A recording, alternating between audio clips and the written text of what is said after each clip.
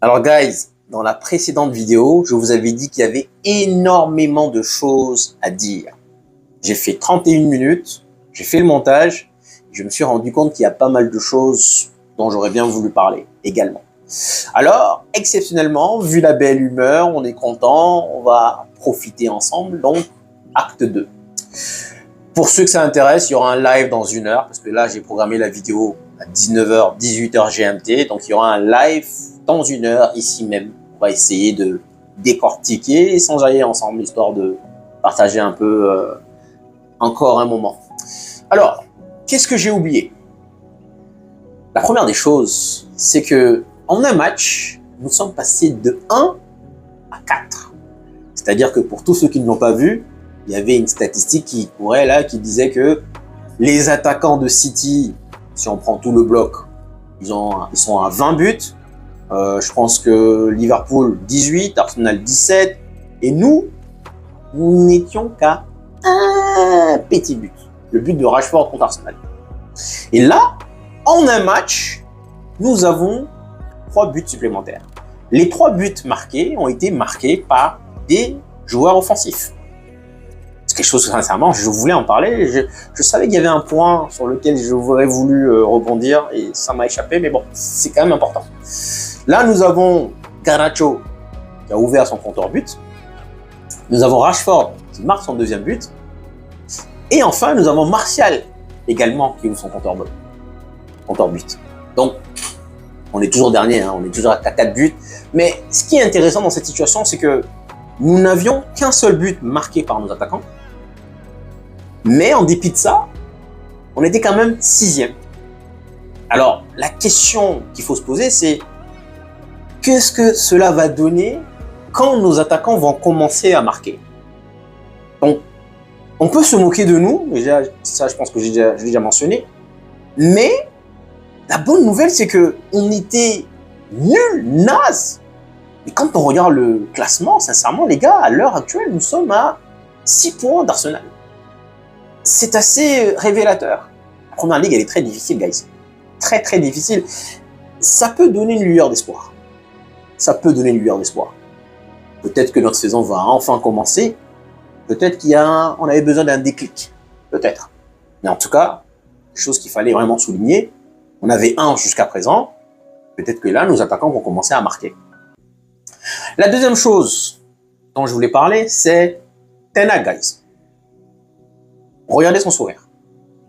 Peut-être quelque part, il devrait être un peu plus suspendu. Blague.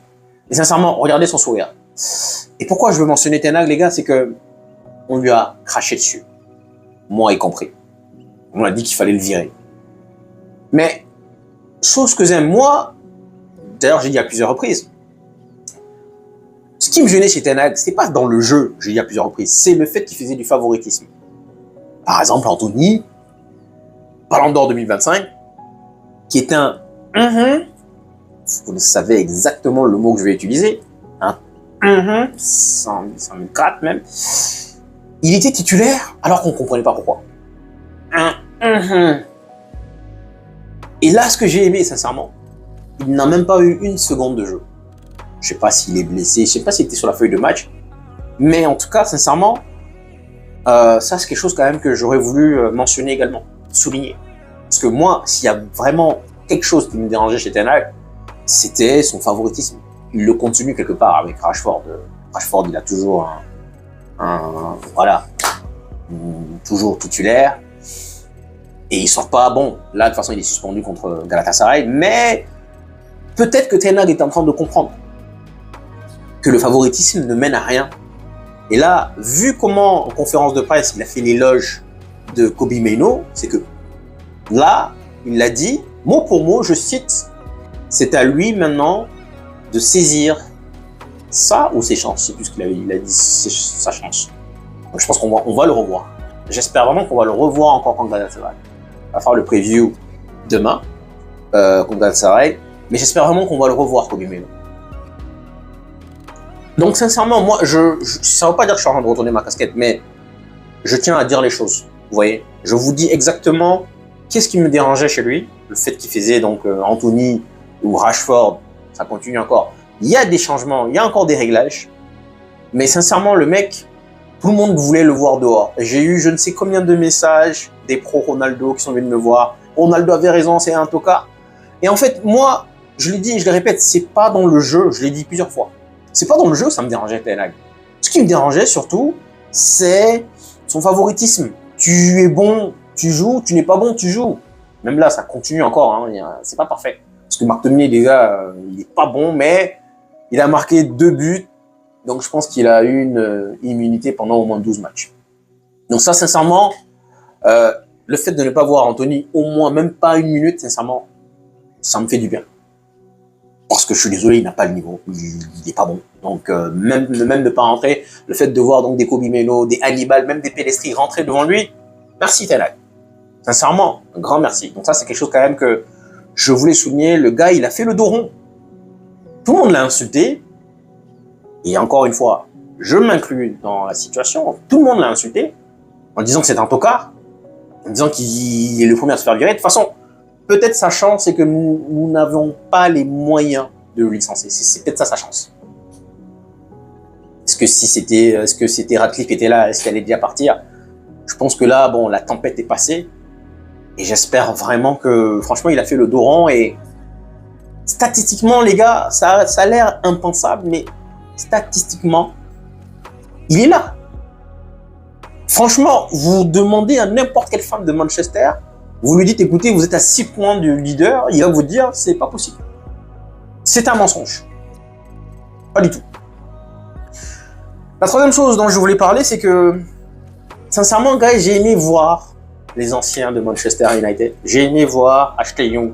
Et j'arrive pas à croire que ce gars, il a 38 ans. Je l'ai vu, d'ailleurs, je savais même pas qu'il était à Everton. Je l'ai vu à, je pense, Watford. Je l'ai vu à Aston Villa aussi, ou pas, je sais plus. Et là, je le retrouve encore à Everton. 38 ans, mais je le trouve encore... voilà, quoi. Il n'est pas fini.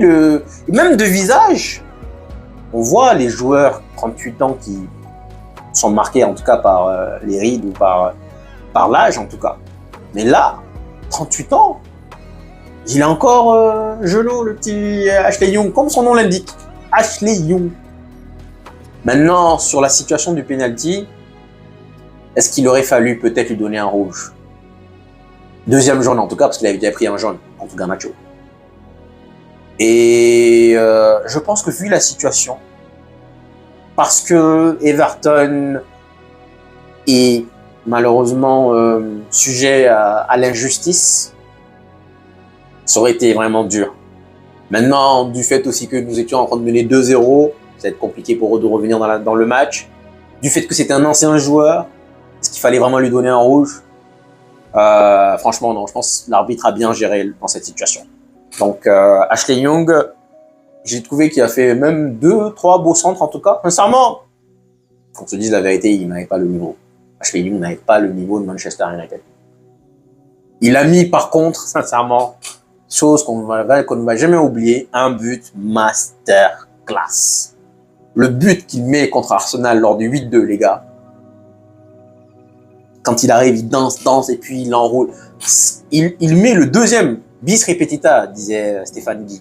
Il met le deuxième, le 8e, c'est lui qui le met. Mais le premier, il était... Je crois que d'ailleurs, c'est l'ouverture de son compte, de son compteur. C'est le premier but qu'il marque avec Manchester United. Quel but! Quel but! Mais au-delà de ça, on l'a pris pour ailier, le mec, il a fini latéral. Non, il n'avait pas le niveau. Il n'avait pas le niveau. J'ai aimé aussi voir Garner. Sincèrement, j'ai aimé voir Garner. La question que je vous posais, est-ce que Garner est-il meilleur que McTominay? Dans l'agilité, dans la technique, je dirais oui. Vous allez encore dire que je suis un hater, mais bon, bref. Donc franchement, j'ai aimé voir donc les anciens joueurs d'United. Et ensuite, donc j'ai regardé aussi Dalot. Dalot nous a parlé du but. Il nous a donné une superbe anecdote d'ailleurs, du but de Garnacho. Il expliquait que justement, en fait, la veille, donc samedi, Garnacho a eu un petit échange avec McCarthy. Parce que McCarthy lui reprochait justement que chaque fois qu'il y avait un centre, Garnacho, au lieu de essayer de mettre la tête, Garnacho faisait une bicyclette à chaque fois. Et McCarthy lui disait, mais arrête de faire une bicyclette. arrête de faire une bicyclette. Mets une tête. Parce que oui, place-toi et essaie de placer une tête. Mais je pense que il a tellement pour symbole Cristiano Ronaldo qu'à chaque fois, le gars, il essaye. Et justement, Dalot nous a raconté ça en interview après match. En expliquant que justement, même la veille, il y a eu cet échange. Et McCarthy lui disait, arrête. Et là, voilà, il a réussi. Et une deuxième question, on lui a posé, on lui a dit, entre celui-là et celui de Wayne Rooney. Il a dit que, sincèrement, si on doit classer les buts dans l'histoire de Manchester United, celui de Wayne Rooney, donc le retourné de Wayne Rooney était spectaculaire. C'était l'un des plus beaux buts qu'il avait vu. Mais que de son vivant, c'est le plus beau but auquel il a assisté. Celui de Garnacho. De son vivant. Parce que, enfin, quand on dit de son vivant, c'est-à-dire les autres, il les a vus sur des vidéos. Comme malheureusement beaucoup de jeunes supporters. Ils l'ont vu pas en direct. Nous, à l'époque, on était là. Quand Wayne Rooney fait ça, je crois que on était 3 chez moi. Et mon frère qui dormait, on a tellement crié qu'il est venu, il a dit, mais vous êtes malade, je suis en train de dormir. Et quand il a vu le but, il a dit, non, c'est bon, vous avez raison. Les gars, vous avez raison, sincèrement, nous quand même. Je comprends pourquoi vous avez crié. Et donc, il nous a excusé de suite. Mais donc, il dit que lui, il préfère celui de Garnacho parce qu'il l'a vu en direct. Et que sincèrement, là, c'est le plus beau but auquel il a assisté. Donc ça, c'était une petite parenthèse. Interview d'après le match de Dalot. Et Bruno Fernandes aussi en a parlé. Donc franchement, quel but les gars. Et je crois que d'ailleurs c'est tout ça qui fait que je suis là à faire un acte 2 les gars. Il est 1h du matin, je suis là encore en train de faire un acte 2. Donc oh United les gars, c'est une drogue. Une véritable drogue.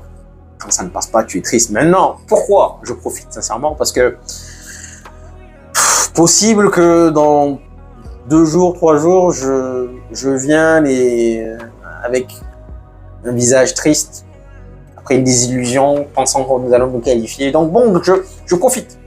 Je savoure, guys. Je profite.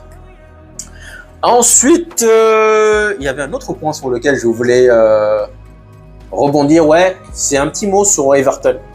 Franchement, Everton, ça fait quand même 3 ans qu'Everton flirte avec la relégation. 3 ans quand même. Pourquoi? Parce que chaque année, ils dorment. Les mecs, ils dorment toute la saison, ils dorment. Et ils ont tendance à se réveiller en mars. Sauf que là, je pense que les 10 points là vont leur faire du bien. Donc je pense que là, ils vont se réveiller. Et là, comme on dit, on a toujours dit, des détails. Si Doucouré marque le but, égalisation. Et derrière, on va assister à un autre match. Donc, je pense que je pense que parfois, il y a une phrase que j'aime bien, c'est dans la difficulté qu'il y a la facilité. Dans la difficulté, il y a la facilité. Donc, je pense qu'ils vont s'en sortir. Donc, juste un petit mot pour Everton. Et puis, voilà, guys. Vous avez vu, vous vous rendez compte de l'humeur? On fait 31 minutes. On est capable encore de faire... Donc, guys, dans 45 minutes à peu près, on se retrouve en live pour essayer de décortiquer cela ensemble et passer un petit moment d'enjaillement pour échanger encore plus, profiter. Donc on parlera du match, on parlera de pas mal de trucs. Et puis voilà, merci de m'avoir écouté. Merci les gars, franchement, on est en train d'augmenter en termes de fans, de followers. 1400, 1420. Merci à tous. Un grand merci. Prenez soin de vous. À la prochaine.